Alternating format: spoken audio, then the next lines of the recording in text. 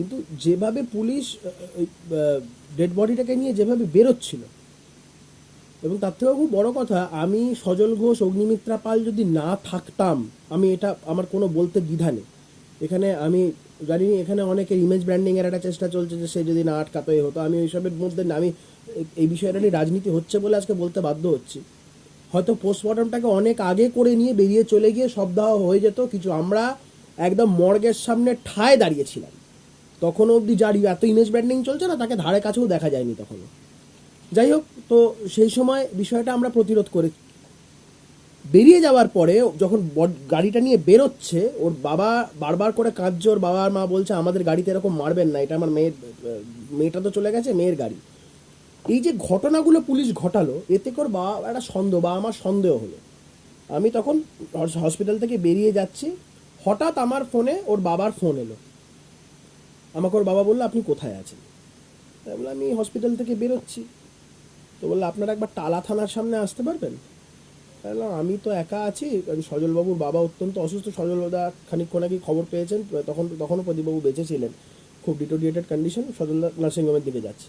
অগ্নিমিত্রাদিও বেরিয়ে খানিকটা চলে গেছে, অর্চনাদি খানিকক্ষণ আগে বেরিয়ে গেছিলো, এটা প্রোগ্রাম ছিল অর্চনাদি। আমি সবাইকে ফোন করলাম, সজলদা বাবাকে না দেখে মাঝ রাস্তা অবস্থায় গাড়ি ঘুরিয়ে, অগ্নিমিত্রাদি অনেকটা গিয়ে আবার গাড়ি ঘুরিয়ে ওরা আসতো, খানিকটা লেট হচ্ছিল। আমি সবার আগে টালা থানায় পৌঁছালাম।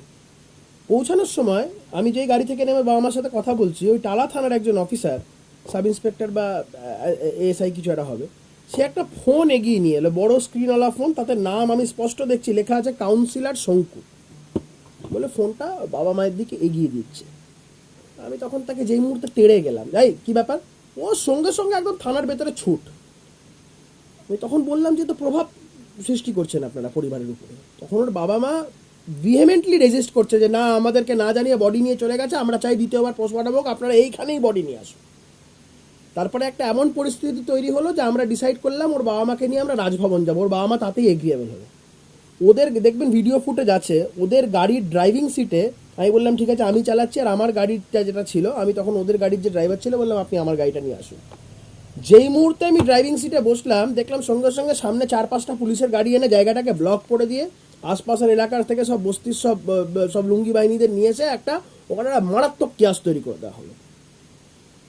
আমার এই কথাটা বলার উদ্দেশ্য হচ্ছে, প্রথম থেকেই একটা প্রভাব, একটা পরিবারের উপরে একটা মারাত্মকভাবে প্রেশার ক্রিয়েট করা হচ্ছে। ওর বাবা মা সেই মুহূর্তেও বলে যাচ্ছে না আমরা চাই দ্বিতীয়বার পোস্টমর্টম হোক। হঠাৎ কিছু লোকজন এসে কিছু পুলিশকে সাথে নিয়ে, মানে একদম তেড়ে পুড়ে, ওর বাবা মা বসেছিল ভেতরে, জানলার মধ্যে মুখ ঢুকে কিছু একটা কথা বললো। তারপরে ওর বাবা মা দেখলাম অনেকটা নরম হয়ে গিয়ে বললো না তাহলে বাড়িতেই যাই। দু একটা ফোন এলো এদিক ওদিক থেকে। আমি বলছি প্রভাবটা কোন জায়গাতে? মৃতার বাবা মা তারা বারংবার তখনও যখন বলছেন দ্বিতীয়বার পোস্টমর্টম চাই, কিন্তু এমন একটা পরিস্থিতি তৈরি করে দেওয়া হলো যেই পরিস্থিতিতে আলটিমেটলি ওর বাবা মাকে কম্পেলড হতে হলো। এবং যখন সপ্তাহ যখন হচ্ছে, যখন পানিহাটিতে যখন এই বিষয়টা হয়েছে, আমি বলছি কাউকে ঢুকতে পর্যন্ত, আমি একটা চেষ্টা করেছিলাম যাওয়ার, দুর্গে পরিণত করে দেওয়া হয়েছিল। মানে ওই দিন পানিহাটি মহাশ্মশানের ডোম মনে হচ্ছিল নান্টু ঘোষকে। নান্টু ঘোষ মানে সপ্তাহ টপ্তাহ করে আর কি, ওটাই ওর প্রফেশন মনে হচ্ছিল। ও একদম দায়িত্ব নিয়ে ওখানে থেকে, এবং তৃণমূলের সমস্ত নেতারা, এবং আমি সেই দিনকেই খবর পেয়েছিলাম যে ফ্যামিলির লোক কেউ সই করেনি। আমি এটা পেতে কিছুটা লেট হলো। সঞ্জীব মুখার্জি বলে একজন তৃণমূলের নেতা, এককালীন সিপিএমের হাড়মাত ছিল, সঞ্জীব মুখার্জির বউকে একটা সময় তৃণমূলের লোকেরা খুব ভয় টয় দেখিয়ে সাদা থান পরাবটারা ওইসব বলে চলেছিল এক সময়। তো পরবর্তীকালে সেই সঞ্জীব মুখার্জি এখন নান্টু ঘোষের খুব বড় চামচা আর কি। তো ওই সইটা করেছে, এবং পুরো বিষয়টাকে সঞ্জীব মুখার্জি, নান্টু ঘোষ থেকে শুরু করে সবাই, তুমি বলো তো পানিহাটি মহাশ্মশানে কলকাতা পুলিশের কর্মকর্তারা থাকবে কেন? এখানে কলকাতা পুলিশের উচ্চপদস্থ কর্মকর্তা থেকে শুরু করে পুলিশের বিশাল বাহিনী একটা কার্যত দুর্গে পরিণত করা হয়েছিল।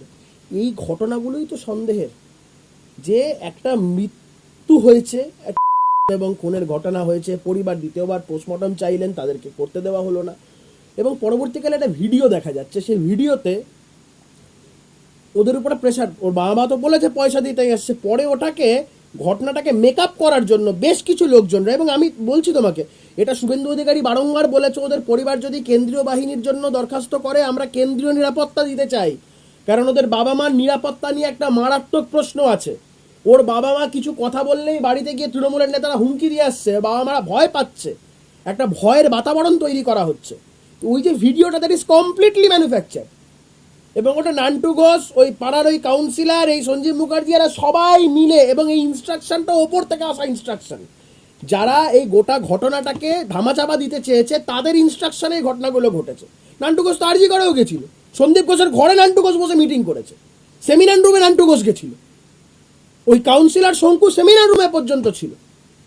সেমিনার রুমের ওই দিকটাতে বডিটা যেটা পড়েছিল, এইদিকে ওর মা বসেছিল, আমি অগ্নিমিত্রতে দেখা করতে গেছিলাম, ওই কাউন্সিলর ঢুকতে দেয়নি। এবং নান্টু ঘোষ আরজিকর হসপিটালে ছিল, আরজিকর হসপিটালে সন্দীপ ঘোষের সাথে মিটিং করেছে। এই বিষয়গুলো সমস্তটা সামনে আসা উচিত।